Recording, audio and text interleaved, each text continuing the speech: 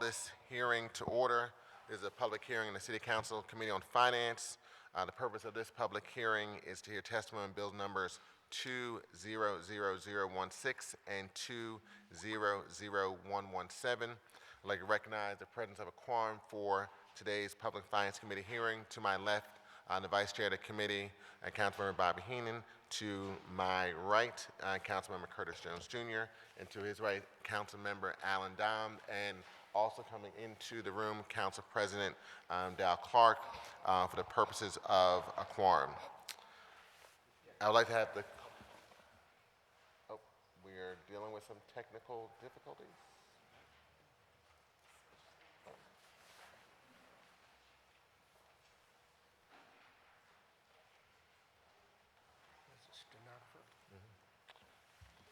Do you want to restate that for the record? You got it? You got it? Okay. I would like to have the clerk read the title of the bills that are going to be listed for today. Bill number 200016, an ordinance amending section 19-1508 of the Philadelphia Code entitled Refunds and Forgiveness of Poverty Income to revise the tax rate under certain terms and conditions. Bill number 200117, an ordinance approving the amendment of the fiscal year 2020 capital budget, providing for expenditures for the capital purposes of the Philadelphia Gas Works, including the supplying of funds in connection therewith, subject to certain constraints and conditions, and acknowledging the receipt of the revised forecast of capital budgets for fiscal years 2021 through 2025 as amended. Okay. I know we have two bills for today's hearing. We're going to start with bill number 200117. Do any of my colleagues have any opening statements regarding this bill? Seeing none, I'd like to call Doug Moser from PGW and Jamila McClendon, Esquire, Executive Director of the Philadelphia Gas Commission, to the podium for this bill.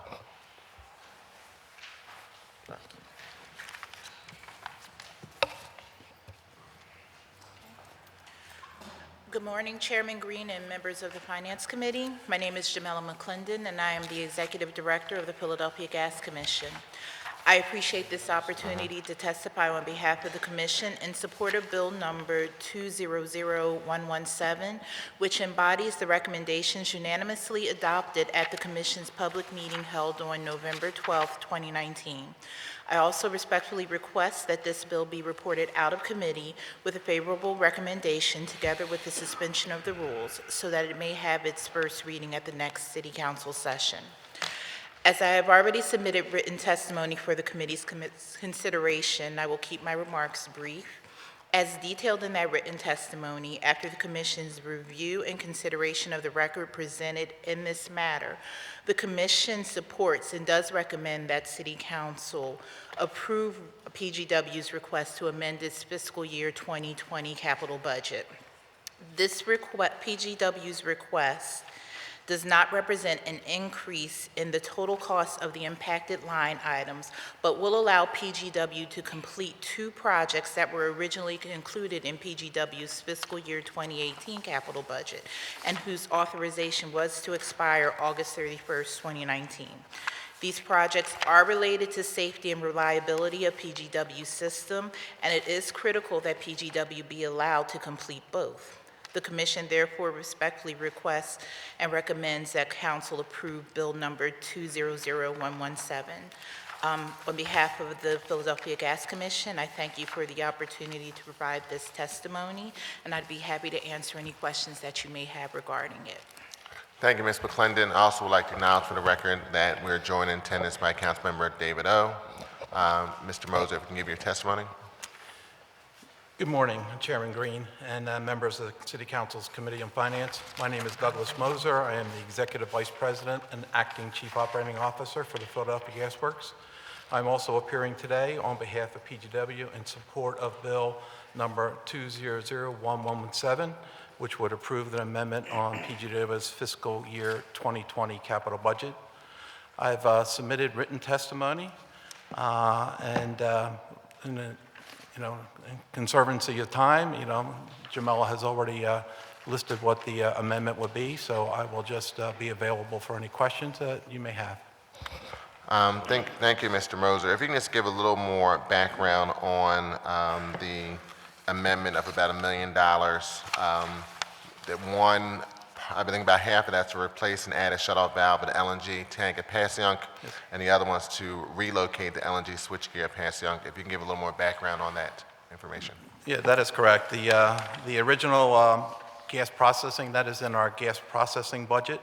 The original gas processing budget was about $3,452,000. This amendment would have those two projects, about $129 million as those two projects. The one project was to replace a shutoff valve and to install an additional shutoff valve on the tank at Passyunk plant, our LNG tank. The second project was to relocate electrical switchgear at our Passyunk plant. Both of them are in the neighborhood of $650,000 each for those projects. Okay. For the record, I'd like to acknowledge that we've been joined by Councilmember Maria Quiano Sanchez. Mr. Moser, thank you for the information. Can you give us some perspective on how these two additional capital projects will have any impact regarding the P3 project at the Passyunk facility? These will have no effect on that. The first project to install a shutoff valve was a project that we had planned to do. It was to do two things. It was to install an internal shutoff valve in the tank. So the process was to take the tank out of service, install an internal shutoff valve on the tank. It was also to replace the external shutoff valve on the tank. And then it was to do a thorough inspection of the internals of the tank and then put it back in service. Okay. And so from just reading the testimony, from my recollection from the Gas Commission hearing, and these type of capital investments are to maintain the operations of the LNG facility in top working order at Passyunk. That is correct, yes. Okay. Thank you, Mr. Moser. I'd like to acknowledge Councilmember Heenan for questions.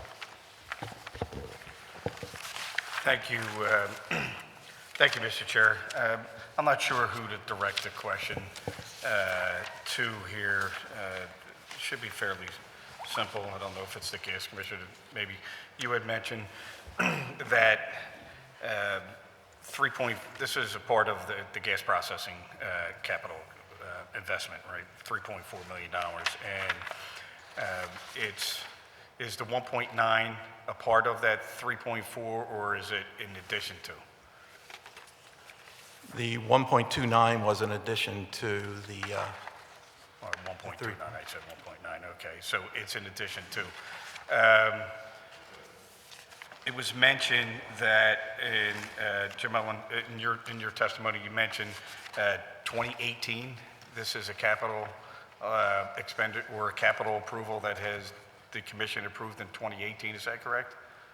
Yes, Okay, so they approved 3.4 in 2018. Correct. And has the rest of the work been started, or is it completed?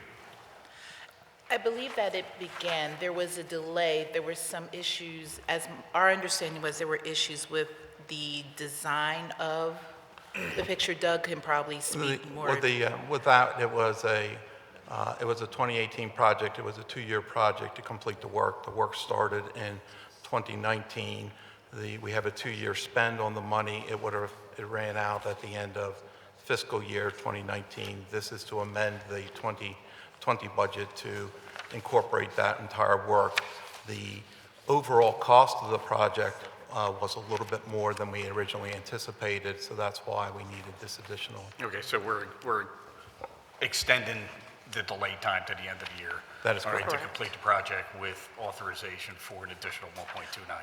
Correct, and it should be noted that when the Gas Commission makes recommendations for these sorts of reauthorizations after the 2-year lifespan of projects has expired, PGW only has an additional 15 months within which to complete the project itself. So it really is an extension of time so that the work can be completed.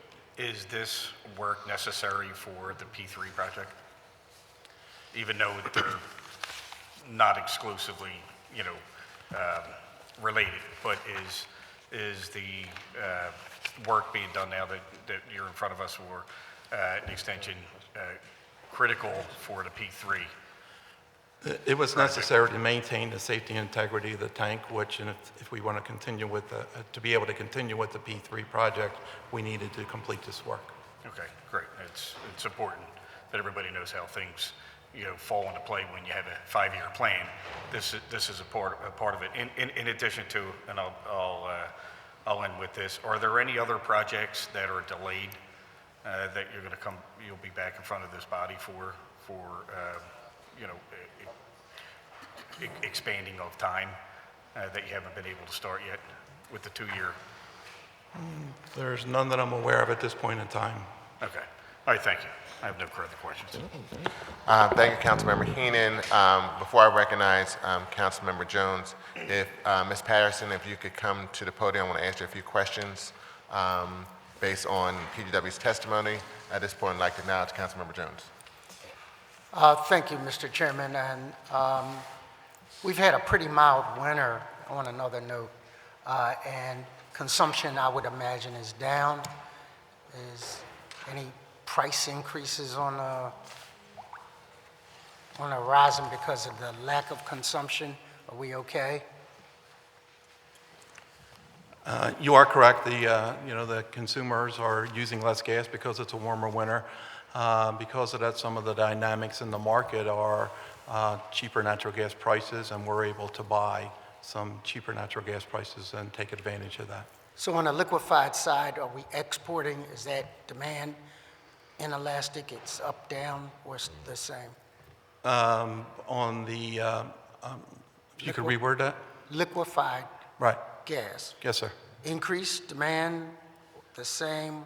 It's, on a warmer winter for the type of operation we're running in the local area, LNG demand would be down a little bit right now because, we're not needing to use additional volume, so the rest of the area here is in the same situation where they're using less volume. That is Got it. correct. Thank you. Thank you, Councilmember Jones. Ms. Patterson, if you could just state your name for the record. Reason I wanted you to come and testify because you provided some information as part of the PGW testimony regarding Disadvantaged Business Enterprise Program or DBE program for PGW.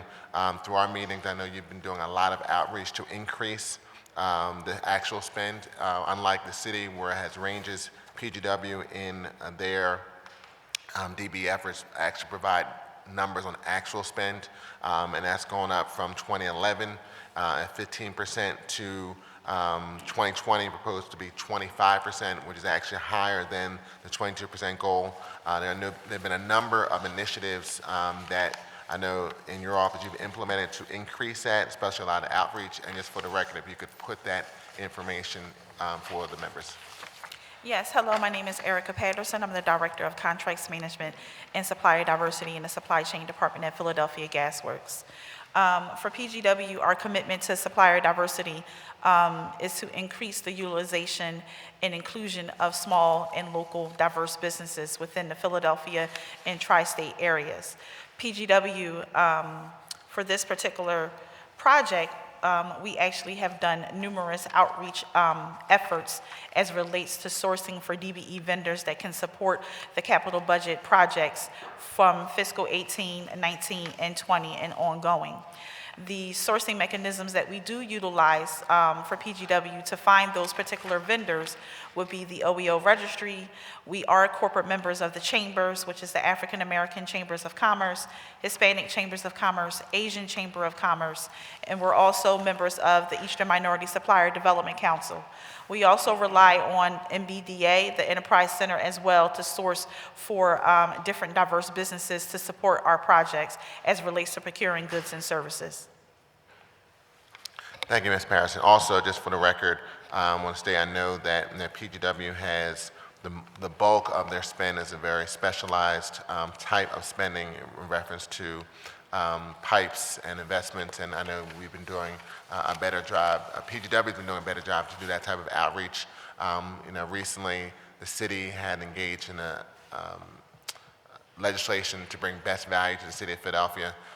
We're also looking at those type of things at PGW, and I know there's been some commitment to amend the procurement at PGW to make it more inclusive and also make it easier for people to do business. And I think part of the outreach you've been doing is to let people know that PGW is also open for business with all types of disadvantaged businesses, and that the changes in procurement that will be taking place going forward would also help to address those issues, and look forward to those changes coming to the Gas Commission and other entities so we can improve the spend of PGW with businesses based in the city of Philadelphia who may be disadvantaged.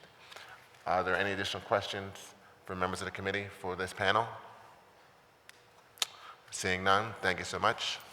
Thank you. Thank you. We will now move to the next bill. If the clerk could list the witnesses who are scheduled to testify on the next bill, and then we will hear an opening comment, I believe, from Councilmember Dom. Mary. Thank you. Mary Arthur, Monty Wilson, Pauline Abernathy. Councilmember Dom. Thank you, Chairmember Green and my other colleagues on the Finance Committee for the opportunity today to discuss the wage tax bill refund legislation.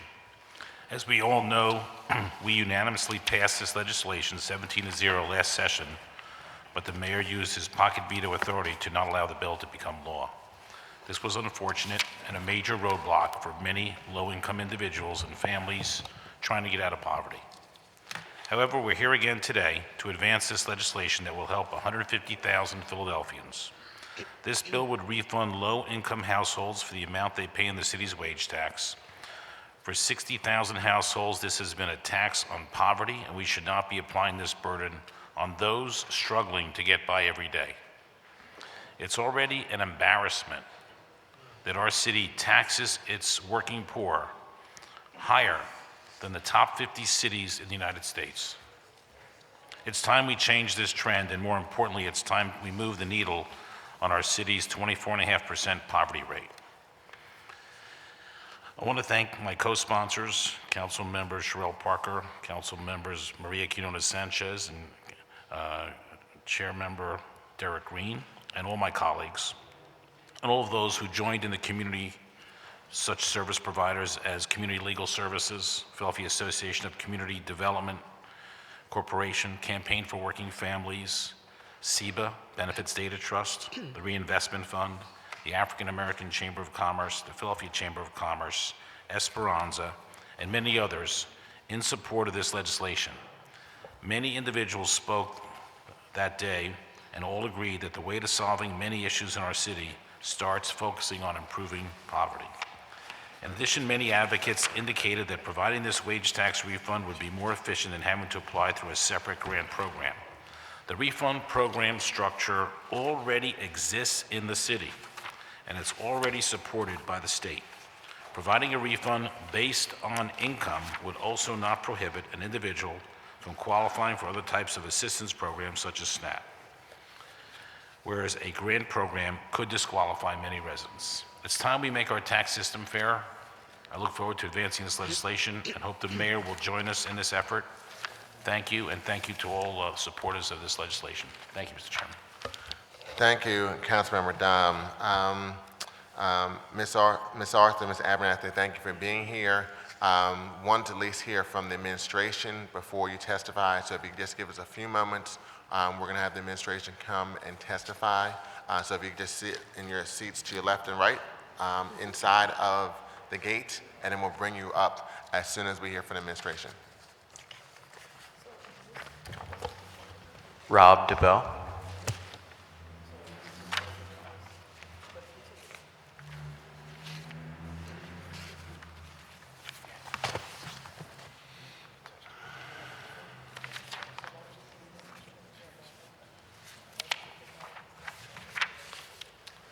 Mr. DeBell, thank you for being here and providing some testimony regarding this bill. Thanks. Good morning, Chair Green and members of the committee. I'm Rob Dubo, the city's finance director. Thank you for the opportunity to testify on bill number 200016. While we support the bill's intent for reasons I'll discuss later in this testimony, we ask the bill be held and considered as part of the budget process that will begin next month.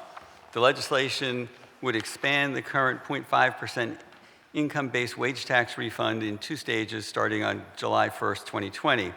Qualifying Philadelphia residents would receive a 2.3712% refund, and qualifying non-residents would receive a 1.9481% refund. Both residents and non-residents would effectively be paying an amount equivalent to only the PICA portion of the wage tax, which is 1.5%. Following the scheduled sunset of the PICA portion of the tax in 23, qualifying residents and non-residents would receive a full wage tax refund. We support the bill's intent, increasing the income of Philadelphians who are living in poverty and promoting economic mobility. For that reason, working with City Council to combat poverty will be a priority in the FY20 budget, which will be released in a couple of weeks. The budget will include an approach that's targeted to residents living at or near poverty, not towards non-residents or individuals who may pay limited wage tax but are not in poverty. We're concerned that the inclusions of commuters diverts funds that could be used to aid Philadelphians, and we're worried that the bill allocates city resources to provide tax relief to people who don't live in the city. As currently drafted, the bill's refund expands an existing Department of Revenue program, and the increased benefit would likely increase utilization of refunds. As the refund stands now, roughly 1,500 refunds are issued annually. Analysis from revenue suggests that based on state SP return data, there were about 96,400 returns in 2018 with taxable compensation. On average, those filers would receive a $274 refund. At full capacity, the program would cost a minimum of $26.5 million annually following adoption of this legislation. Revenue also anticipates needing to hire 2 additional employees to process refunds. The rebate program is complicated for taxpayers to navigate. It requires individuals to file a completed PA-40SP form with the Commonwealth, confirming their income eligibility. The threshold is determined by the state, meaning that it includes those with high incomes from 401k distributions, pensions, and other sources not taxable by the Commonwealth. Linking access to assistance to the PA program also leaves out individuals who don't file the form or who file incorrectly. Taxpayers must then complete and submit a refund application to the city. This process results in a program that currently only 1.5% of potentially eligible taxpayers utilize. In the city's inclusive growth strategy, released last year, the administration called for the state to give Philadelphia the flexibility to have more progressive, efficient, and competitive tax structure. The Commonwealth's Uniformity Clause prevents Philadelphia from enacting a more progressive tax structure that would meet the intent of this bill to lower wage tax contributions for low-income earners in poverty. We look forward to working with Council during the budget process on an approach to raise incomes focused on impoverished Philadelphians that's accessible and maximizes the impact of the funds we can devote to this obvious need. We're weighing several program models for inclusion in the 21 budget with the goal of identifying one or more programs with a proven ability to reduce poverty.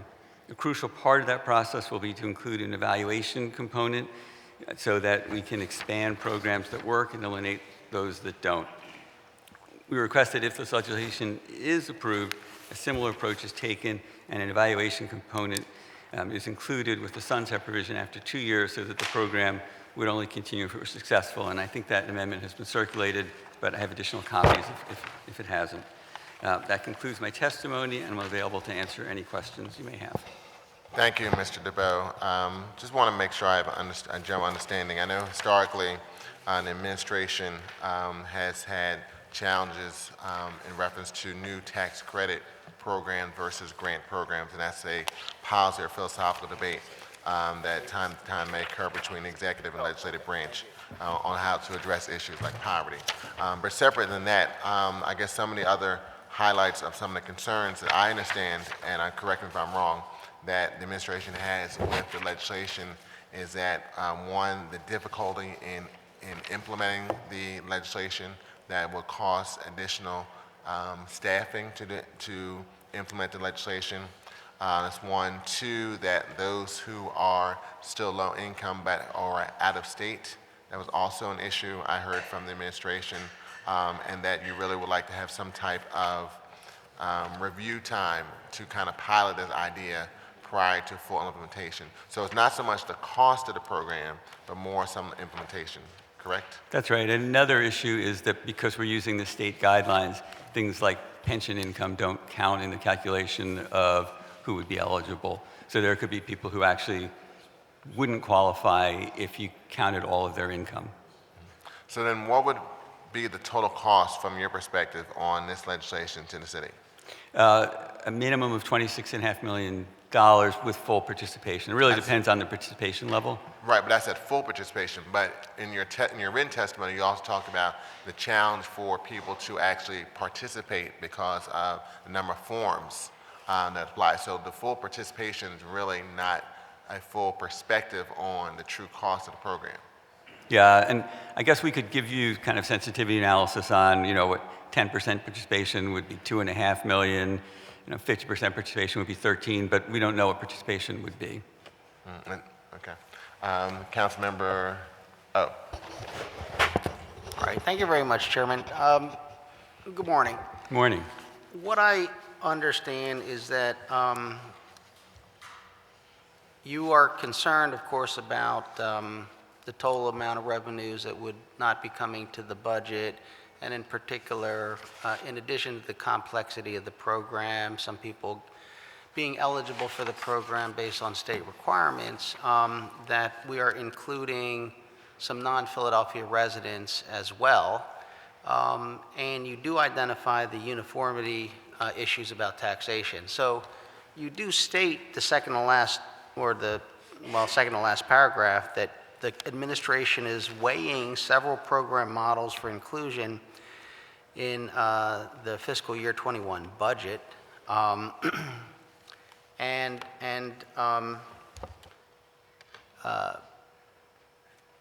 what types of programs are you weighing that would be able to address all the concerns that you raised? Yeah, and as the chair said, one of the things that we really stress, we prefer grant programs. So we're looking at what kind of grant programs could really help in that process, and we're trying to work through the details of what that would look like.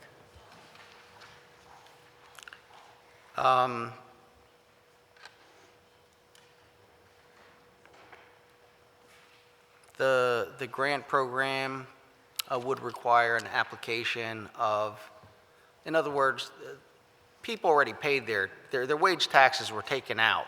They're being held, then they submit an application for a grant. Is that correct? Are you talking about under the bill or under the? Under your The grant program would be separate from the wage tax. It wouldn't rely on any kind of wage tax component. Yeah, what I'm saying is, I'm trying to understand, because it sounds like you're asking us to either, to basically hold the bill while the administration works out something, and the other part is you'd like to have it sunset, if it does pass the sunset, to see if it works. And my question to you is, I think a lot of us are concerned about the points that you raised, but we have a bill in front of us, and you're saying the administration is working out something, and I'd like to better understand what it is that you're working out. And so what I'm saying is, if I were a person of low income that was working, Right. my wage tax is taken out with all my other taxes, and now through a grant program, I have to make an application, I have to, somehow that has to be corroborated by something, someone has to process it, they have to calculate something, and then I have to get a check. That's complicated and costs money too. Is it not as complicated? Does it cost less money? What is the process that the administration, is it going to propose it, or is it just thinking about it right now? It'll be proposed, it'll be in the budget, which is 2 weeks away, so all those details will be worked out over the next couple of weeks, and we'll be able to kind of explain all of that then. So we're not asking for, an indefinite delay, just until the budget process starts 2 weeks from now. But could you give us some indication of what you're trying to do so we could make a decision? So we haven't finalized it, and that's kind of part of why we want to kind of hold off, because our timing is to try to be finished in time for the budget, which is only a couple of weeks off. Okay, thank you very much. Thank you, Councilmember O. But even, so I'm gonna make sure my understanding is that you just don't want the legislation to make this permanent. You rather just wait for a period of time so you can evaluate it before it becomes permanent, as well as wait to the fact that you are in the process of finalizing the budget for the mayor's budget address in the first week of March. Right, if the legislation were passed, we would want an evaluation component that would require it to be renewed if the evaluation were positive, and it would sunset it if it weren't. Okay. But just like any piece of legislation, I mean, there's still an opportunity during this legislation, if it came back in a very negative way after the first year, it could also be amended to delay it another year. I'm sorry, to delay it I mean, another? you could always, legislation can always be delayed at any time going forward. So if there's a concern that coming through this year there were some additional problems, then legislation could be amended to create some additional time period to allow us to address some of the fiscal issues you're talking about. Could. You could also build that in with evaluation up front so that it's kind of understood that the bill has to have a positive impact to continue. Right, but it's also nothing, looking at the amendment you proposed, there's nothing stopping the administration to provide a report to the mayor, from the mayor and to council regarding the fiscal impact of the rate reductions. That's right. And the amendment would require it, though. It would make sure that it happened. Right, but I'm saying there's nothing stopping from that to occur, especially if the utilization is at a much higher level than anticipated and got closer to the full utilization of $26 million. That's something that type of data could be informative and instructive to council to address this going forward. That's right. Councilmember Don? Oh, Councilmember St. You can let him go first. Go ahead. Thank you, and good morning. Morning. I just want to review the timeline on this, so we can put it down on paper here. In March of 2019, almost a year ago, our office requested data from revenue low-income taxpayers. In June of 2019, 3 months later, the data came in. Our office made a second request with proposed low-income taxpayer refund idea. No data ever came back from that request. In September 2019, we introduced the bill. November 13th, 2019, the bill passed through the Finance Committee unanimously. In late November of 2019, we met with the administration again. No concrete alternatives are provided, only vague ideas of putting more resources into EITC promotion. December 5th of 2019, the bill passes unanimously 17-0 before all of council. December 31, there's a pocket veto. January 23rd, we reintroduce the bill. January 30th, we meet with the administration again. They say they want to run the grant program. We had a big meeting, a lot of people in our office. Provided no specifics about that program whatsoever. The next day, January 31, we sent a letter to you, Rob, and copying Commissioner Breslin, asking as a follow-up to our January 30th meeting with you and several administration officials, we're requesting additional insight and clarification regarding the administration's views for providing wage tax relief to assist 150,000 Philadelphians. We had a series of several bullet points that we wanted to get answers to. 1, how much do you anticipate setting aside to fund your proposed grant? 2, what guarantees are there that an amount would be set aside for the proposed grant program going forward? 3, what set of criteria do you intend to use for determining grant eligibility? 4, can you provide a detailed outline of the process you anticipate using to verify grant eligibility? What process do you anticipate using to capture as much of the target population as possible? What percentage of potential wage tax refunds will go to non-Philadelphia residents? And last, explain in detail the most efficient method under our bill to implement the refund. We asked for these answers by February 13th, about 10 business days later, but we never got a response until I saw an amendment yesterday. I'm just giving the history of what occurred here. So I just want everybody to be aware that it's not that we didn't try to get information. We tried very hard, and that's just the background of the timeline. Thank you, Mr. Chairman. And I think what we said at the hearing when the bill was heard before, and what we're saying now is that we wanted to do this as part of the budget process, and that we wanted to propose a grant program as part of the budget process. Councilmember Sanchez. Yes, good morning. So what models are you looking, what city models around a grant program are you looking at that you think would be something to entertain in Philadelphia? What other cities are you Yeah, using? what models are you using? I mean, you just didn't go back and come up with an idea to kill his idea, right? So I'm assuming you're having these conversations. So we've looked at seeing models that a number of cities use. We're looking at other things that have been used here and worked, and we're kind of weighing all of them. So what grant programs do you feel the city currently has that has worked well and has helped us reach this goal about moving people out of poverty? So there are some housing-related grant programs that I think have worked pretty well. So that's an area we might look at. There were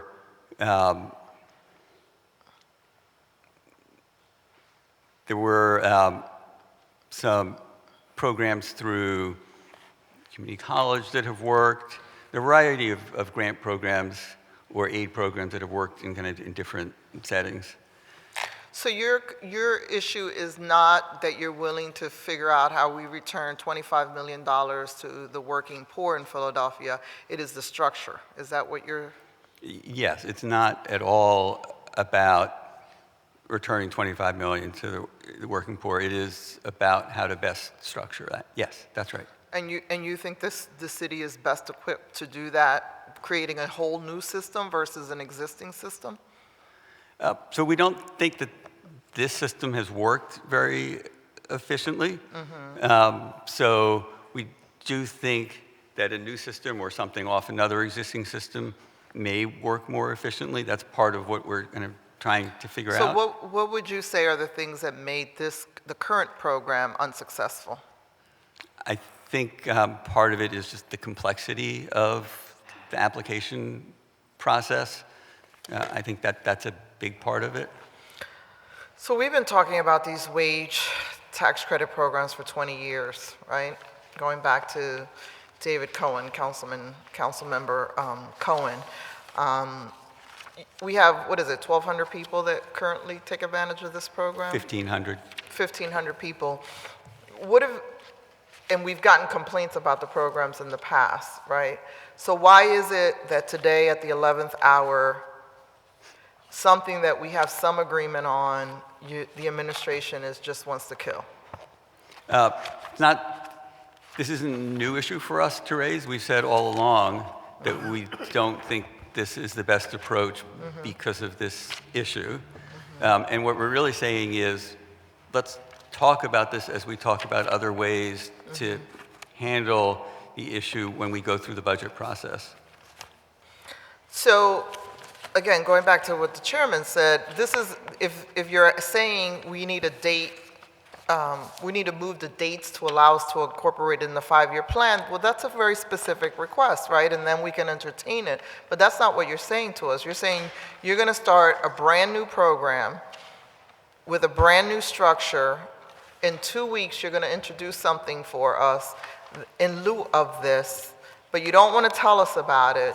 You understand how we would feel uncomfortable about this? Actually, the specific request is just to hold the bill so that it can be considered as part of the budget process. That's what the first paragraph says. And then if we disagree with your program, what would the conversation be? If you present something in 2 weeks, we don't feel it goes far enough, it creates a different structure, will the administration support this? I think that would be the conversation we'd have during the budget process, right? We would try to agree on what the best approach would be.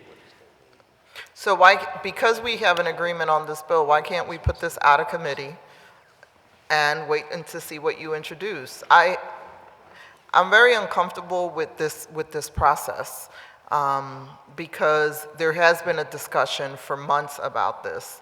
The fact that the administration is looking for other grant programs is one that I would always entertain. I think this is a time when we have to, the more money we put in poor people's hands, the better it is for them. But it's just really concerning that,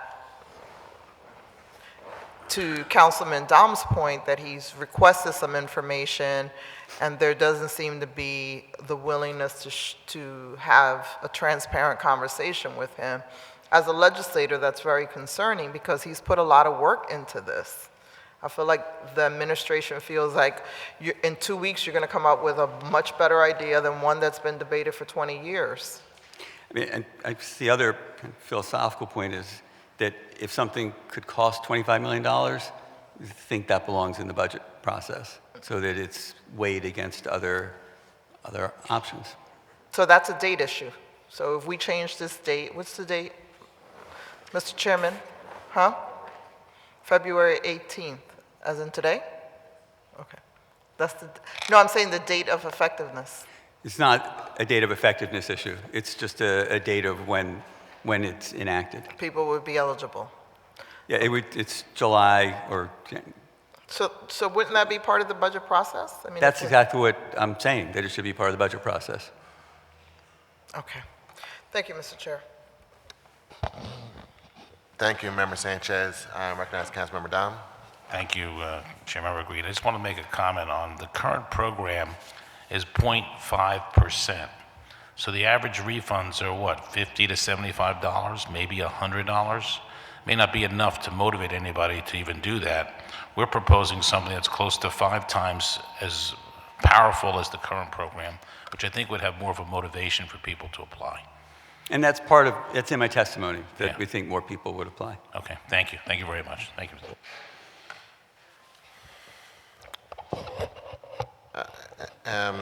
Thank you, Councilmember Dom. So I just want to make sure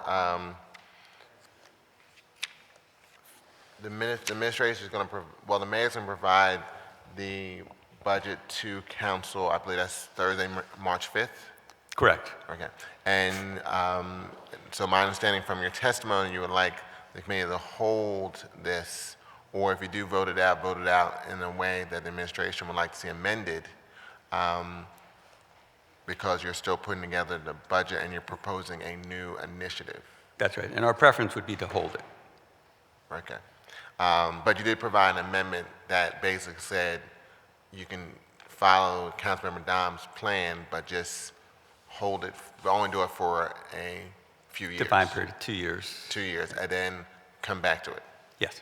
Okay, just make sure I have a full Yeah, understanding that's it. perspective. Okay, and then the Councilmember Dom gave a recitation of various meetings since March of last year. During that process, has there been any analysis done internally by the administration on what the utilization would be? It's hard to tell because, I mean, as the councilman said, you're going to have a different level of benefit, so the motivation will be different. But it's hard to predict exactly where that would be.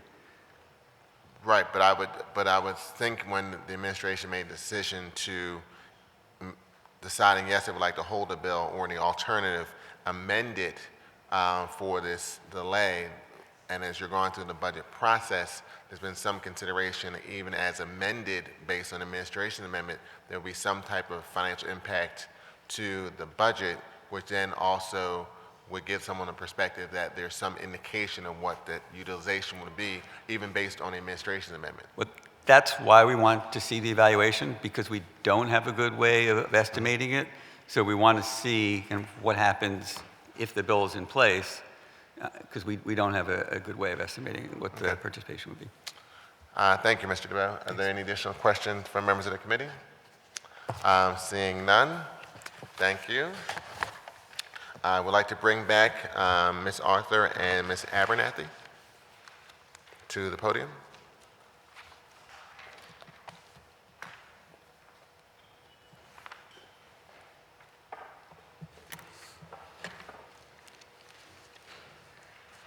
Okay, so whoever would like to begin, just state your name for the record. Good morning. My name is Mary Arthur. So good morning, Chair Green and members of the Finance Committee. My name is Mary Arthur, and I'm the President and CEO of the Campaign for Working Families.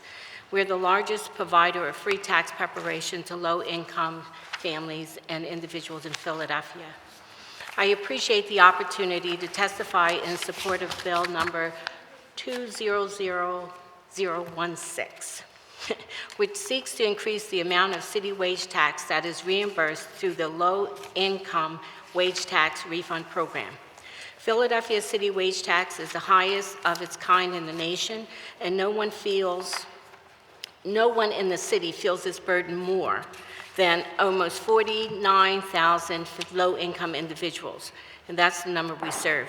27,000 come from the federal taxes, and the additional families are family members that are dependent on those tax returns. Our typical client will be helped by this bill.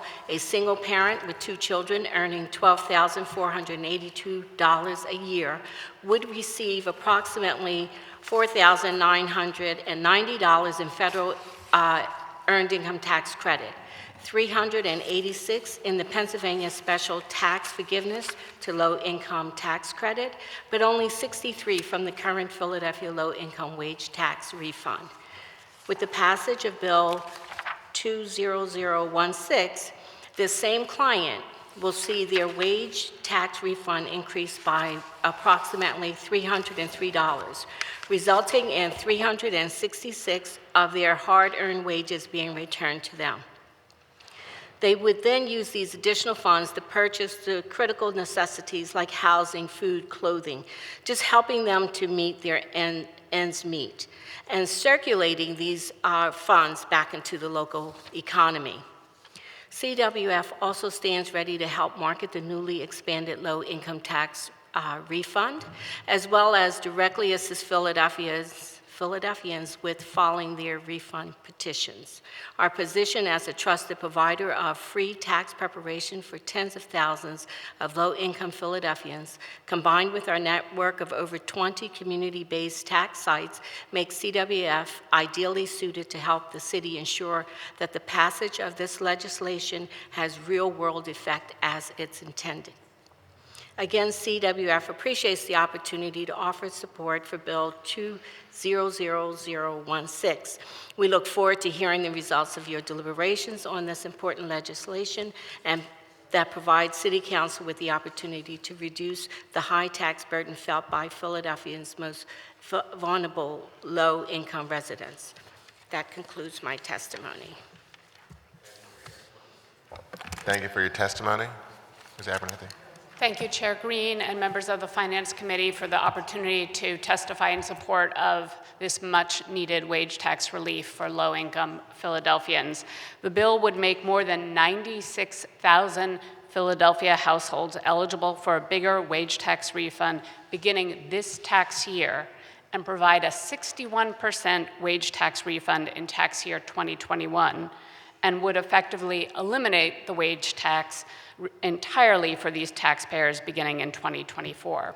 My name is Pauline Abernathy, and I'm the Chief Strategy Officer of Benefits Data Trust, a national nonprofit headquartered here in Philadelphia that helps people live healthier, more independent lives by creating smarter ways to access benefits and services, including tax benefits.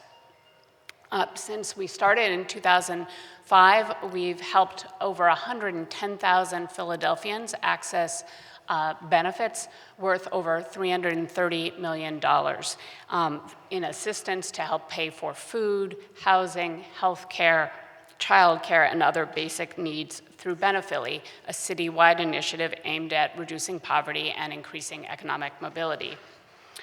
As you know, Philadelphia not only has the highest poverty rate in the nation, of any big city in the nation, it also has the highest local income tax in the country. We are literally taxing working Philadelphians in and into poverty. In contrast, New York City has a refundable local earned income tax credit that is administered by the state that supplements the federal and state EITC and lifts thousands of New Yorkers out of poverty. New Yorkers don't have to apply separately for this local EITC.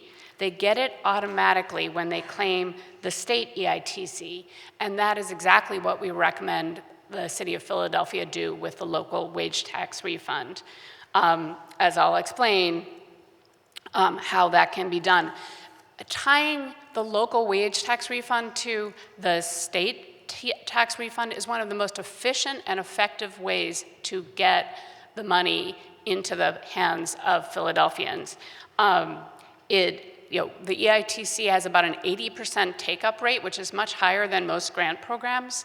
In addition, one of the benefits of the EITC and the wage tax refund is unlikely to affect people's eligibility for other benefits, whereas depending on how a grant program is structured, it can actually reduce their eligibility for other benefits and also adds greater complexity into determining people's eligibility for those other benefits.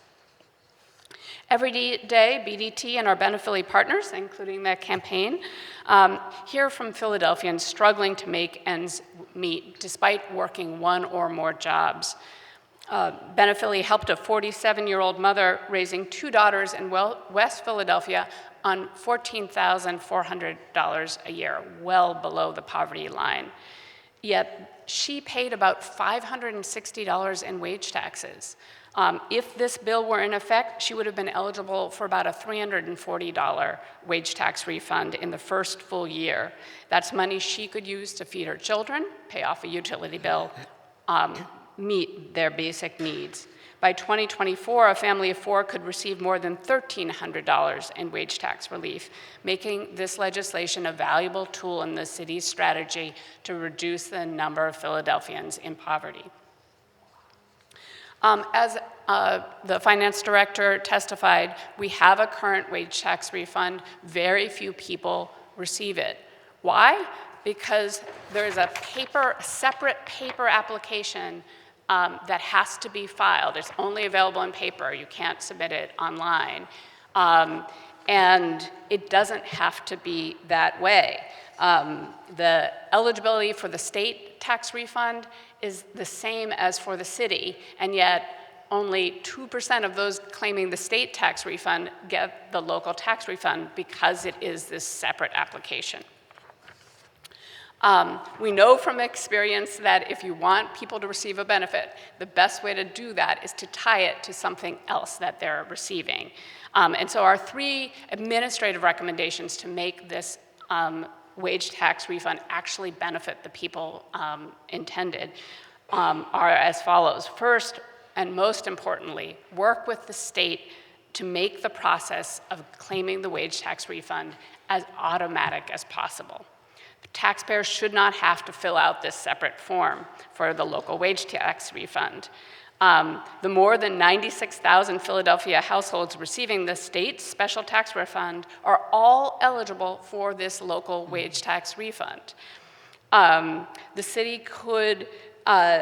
The state could issue the local refunds for the city when a resident claims the state's special tax refund. The city would then reimburse the state for the total amount of the local tax refunds. This is essentially what New York City does currently with their local EITC and how it's administered. And it is by far the simplest and most effective solution. Alternatively, the city could obtain a list from the state of all the Philadelphia residents who qualified for the state's special tax refund and automatically issue refunds to them. Under either approach, automating the process would both increase the poverty-fighting impact of the tax refund and reduce the administrative burden on both taxpayers and the Department of Revenue. The second recommendation is to simplify the local wage tax refund application. So short of having the state just administer it automatically, which is the preferred approach, the city could still greatly simplify the local refund application. First, this application could be available online and be mobile friendly. And taxpayers shouldn't have to attach their state tax application and their W-2s to the application as they currently have to, since the city is already checking with the state to confirm that they received the state tax refund. So it's just an unnecessary barrier. So even increasing the current refund, you're not going to see a really large uptake given the paper form, the attachments required, et cetera, et cetera. In addition, the current form asks people to report their wages in 6-month increments from January to June and July to December, which is also burdensome. The final recommendation is to get the word out about the local wage tax relief by leveraging tax preparation tools and assistance. First, the city could work with the national companies like H&R Block and Intuit to make sure that the local tax refund is in their software that millions of Americans use and that people under $50,000 of income can use for free. That's how there's a pop-up in their software for the state tax refund, but there's not for the local tax refund because of this burdensome paper process. By asking them to include it, that would immediately ensure that the uptick goes way up. Second, the city could make this local wage tax refund part of the You Earned It campaign. Around the earned income tax credit. And finally, these simplification recommendations would make it much easier for the Campaign for Working Families and others who are helping people fill out their taxes, help them claim the local wage tax refund. Thank you again for the opportunity to testify this morning. Increasing the value of the current wage tax refund and simplifying the process of claiming it combined will have a huge impact and help tens of thousands of Philadelphians. Okay. Thank you for your testimony. I'd like to acknowledge that we've been joined by council members Cindy Bass and council member Helen Gim. I'd like to acknowledge council member Don for questions. Thank you, Chair Member Green, and thank you both for your testimony today. We appreciate it. And I guess, Pauline, what you're saying is the number one recommendation is to work with the state to make it automatic. That's your number one recommendation. That would be for the administration to work that out with the state of Pennsylvania. Yep. The state already administers our sales tax for us. And again, that's how New York City, how the local EITC is administered in New York. Okay, thank you. Thank you very much both for your testimony. Thank you. Thank you.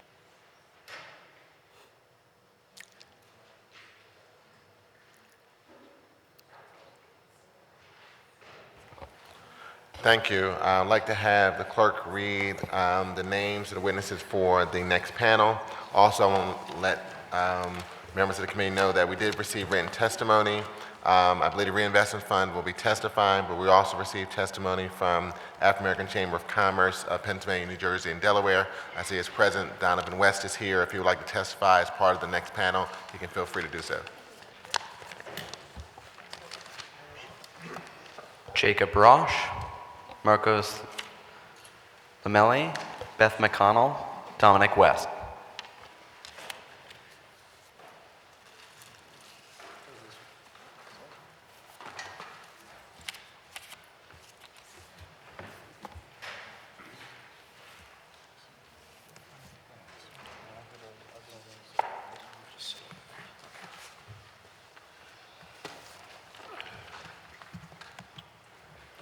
If you could just state your name for the record as you begin your testimony. Thank you.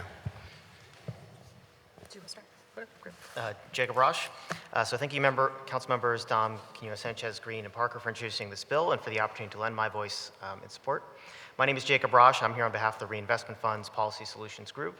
Reinvestment Fund is a Philadelphia-based community development financial institution. We use capital and data-based market expertise to build strong, healthy, and more equitable communities. Through our work, we have invested millions of dollars to support numerous housing, community, and economic development projects across Philadelphia. We've partnered with the administration and council most recently to support Philadelphia's Special Committee on Poverty Reduction and Prevention, which aims to reduce the number of Philadelphians living in poverty by 100,000 by 2024.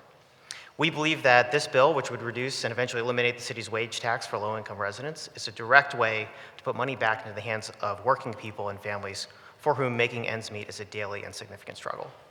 For a family of three earning at the federal poverty threshold, which is about $21,000 each year, eliminating the city's portion of the wage tax would provide roughly $500 or $42 a month of additional income. For a low-income family, that's a significant change. $40 in monthly wage tax savings would pay, for example, for a typical monthly city water bill or nearly 2 weekly trans passes on SEPTA. It's an amount that equates to more than 65 hours of work at the current state minimum wage level, or the amount of money that could, for example, meaningfully reduce the housing cost burden that more than an estimated 90% of low-income Philadelphia renters experience every day. In short, critical family expenses would become less of a financial burden because of this bill. Philadelphia families and the neighborhoods they live in will benefit from the reduction in financial distress and additional disposable income in their communities.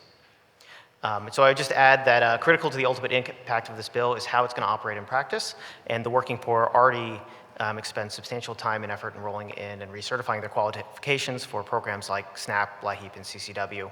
The low participation rate in the city's existing income-based wage tax refund program tells us that a simple and transparent process, as was just described, with minimal barriers to participation is critical. We therefore encourage Council to consider a system to implement this bill with the fewest additional administrative barriers to participation.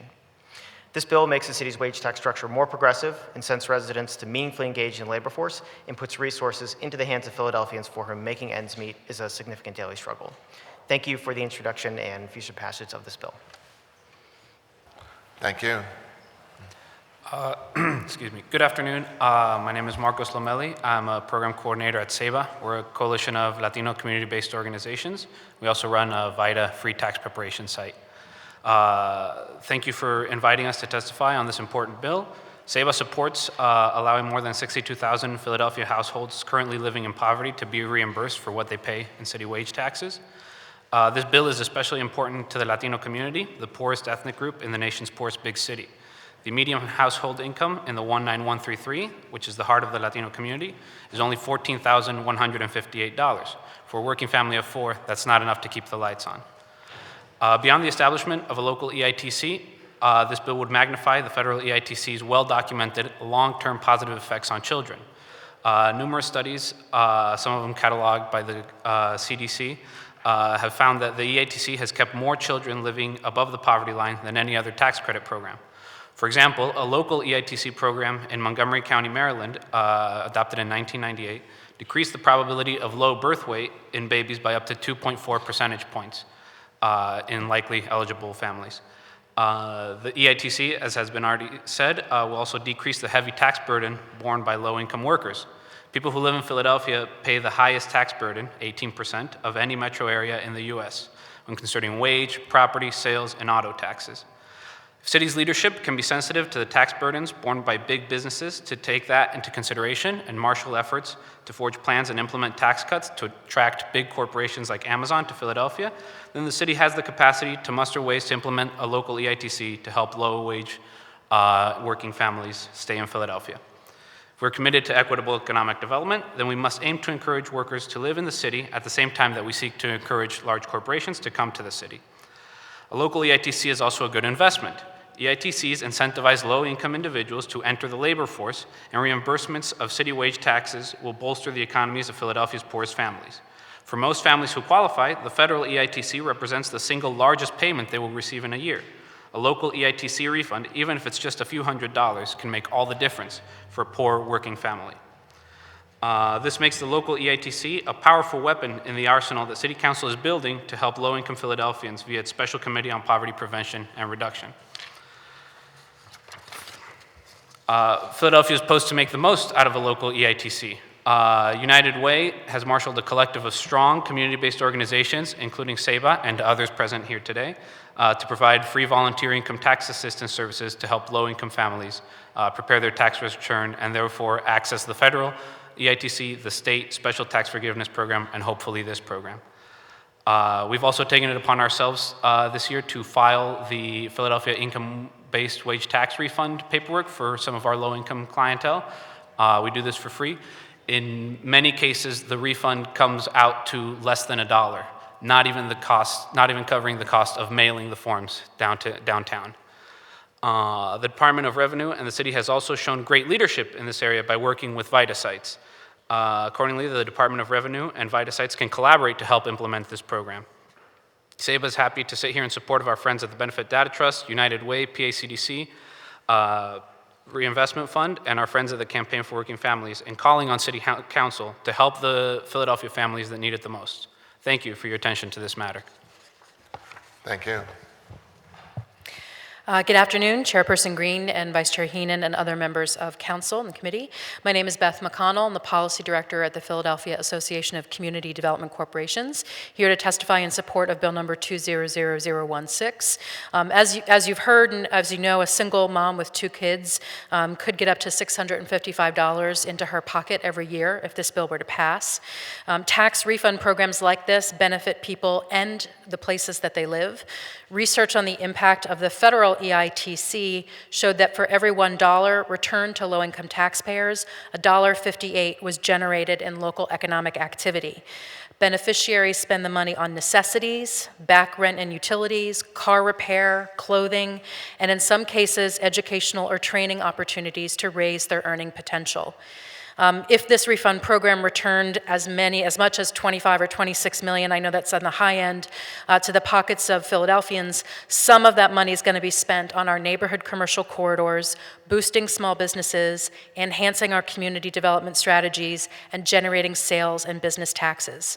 Just for context, we spend about $30 million a year on our community development block grant, our CDBG funds, every year on programs and services to improve our neighborhoods through housing and economic development activity. So $25 million is a pretty significant investment if we were to achieve full utilization.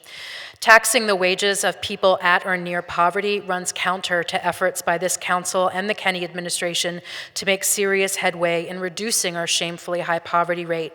The wage tax refund program proposed and championed by Councilmember Dom in this bill is exactly the kind of the equitable development policy that we need to ensure that our city's growth and revitalization is benefiting the people that need it the most.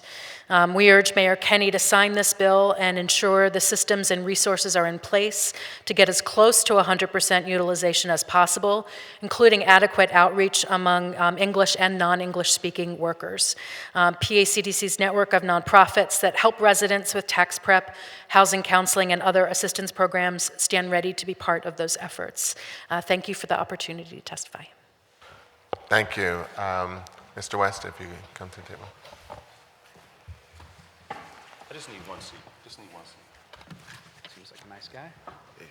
Just one seat is necessary. It's okay. Thank you, Councilman Green and your team for listening today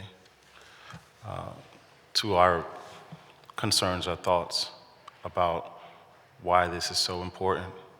It's important because right now we're in the midst of a crisis, and the crisis is survival. It's how do the people that we serve, how do the individuals that we serve, the families we serve, how do they actually survive? How do we give them hope? How do we give them an opportunity for their voices to be heard? So thank you very much for this opportunity. The African American Chamber of Commerce for Pennsylvania, New Jersey, and Delaware is a membership organization committed to supporting the economic empowerment and growth of minority businesses located in South Jersey, North Delaware, and of course, Pennsylvania, southeastern Pennsylvania. I'm writing you, and I'm testifying today also in the capacity as the President CEO for the African American Chamber. In Dom's article that he wrote in the Inquirer, his opinion piece called Low-Income Families, it was very interesting because it talked about giving back. And this is very important because in Philadelphia, as you already know, this crisis is more than just a financial one. It's one where you see a lot of large businesses actually getting to higher levels and heights as we talk about these Amazons and other large companies that are being attracted, but we don't really talk so much about the small businesses, which actually make up the majority of the activity in the city. So this is all about giving back. It's all about actually acknowledging a constituency, a group of individuals that really feel like they're underserved in many ways. And so when we talk about the statistics, 18.1%, that represents, $4,515 out of $25,000. That's ridiculous for the city of brotherly love and sisterly love now. Think about that for a moment as we consider our brother and sister cities like Chicago at 14.3%, Los Angeles at 13.9%, New York City at 12.2%, Phoenix at 11%. Since the bulk of the tax burden, almost 40%, is paid by Philadelphia's poor, it derives from their income, and also it derives from their hope.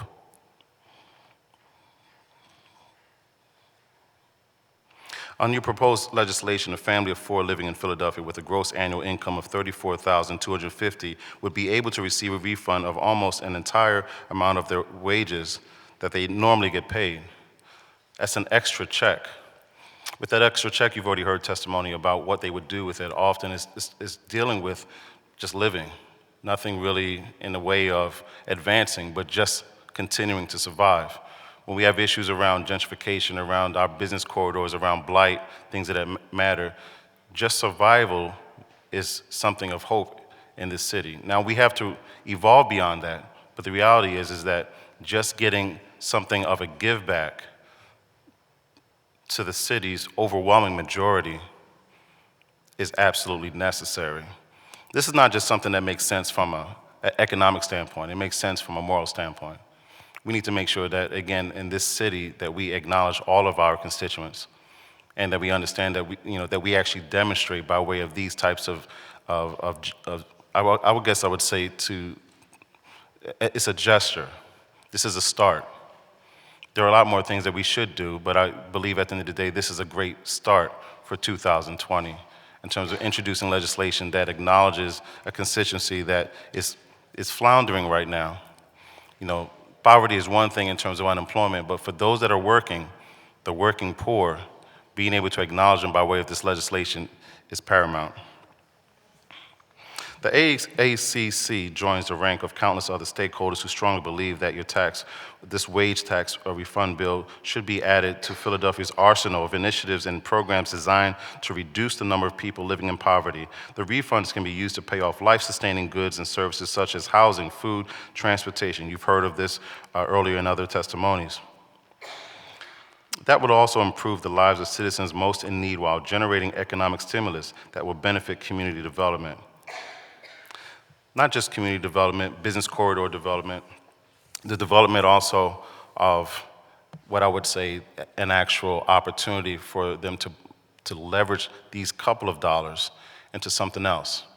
Many small businesses actually don't take a lot of money to actually invest in.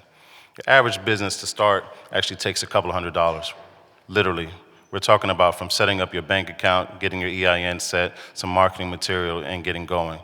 So literally what you're talking about is the infusion of not just hope, but also, survival, but also the opportunity for small businesses to continue to flourish. There's no mistaking that when they get that money, where that money's going. That money's not going to buy a new car. It's going to that corner store. It's going to that business corridor. It's going to support these other businesses that are growing in a very healthy way and need to continue to get that support from their community.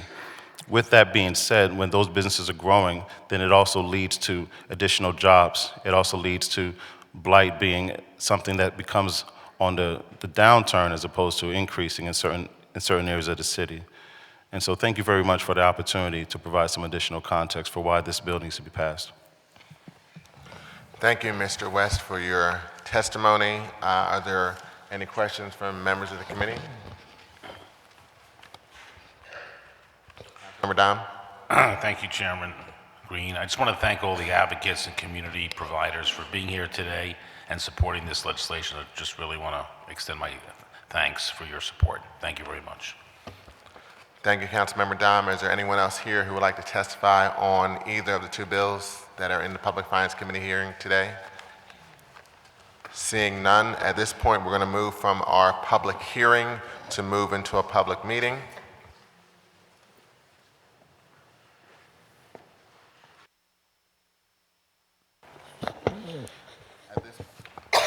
At this point, now we're into our public meeting. I would like to recognize Councilmember Heenan for a motion on Bill number 200016. Thank you, Mr. Chairman. I move that Bill number 200016 be reported from this committee with a favorable recommendation, and further move that the rules of council be suspended to permit the first reading of this bill at our next session of City Council. It's been moved and properly seconded that Bill number 200016 be reported from this committee with a favorable recommendation, and further move that the rules of council be suspended to permit first reading of this bill at the next session of council. All those in favor of this motion, please signify by saying aye. Aye. Aye. Any opposed? Hearing none, the ayes have it, the motion carries. Bill number 200016 will be reported from this committee with a favorable recommendation with a request that the rules of council be suspended to permit first reading at the next session of council. Chair recognizes Councilmember Heenan for a motion on Bill number 200117. Thank you, Mr. Chairman. I move that Bill number 200117 be reported from this committee with a favorable recommendation, and further move that the rules of council be suspended to permit the first reading of this bill at our next session of council. Second. I hear a second. Thank you. It has been moved and probably seconded that Bill number 200117 be reported from this committee with a favorable recommendation, and further move that the rules of council be suspended to permit first reading of this bill at the next session of council. All those in favor of this motion, please signify by saying aye. Aye. Any opposed? Hearing none. The ayes have it, and the motion carries. Bill number 200117 will be reported from this committee with a favorable recommendation with a request that the rules of council be suspended to permit first reading at the next session of council. This concludes the business of the Committee on Finance for today. Thank you for your attendance. Thank you, council members, for participation, and have a great day.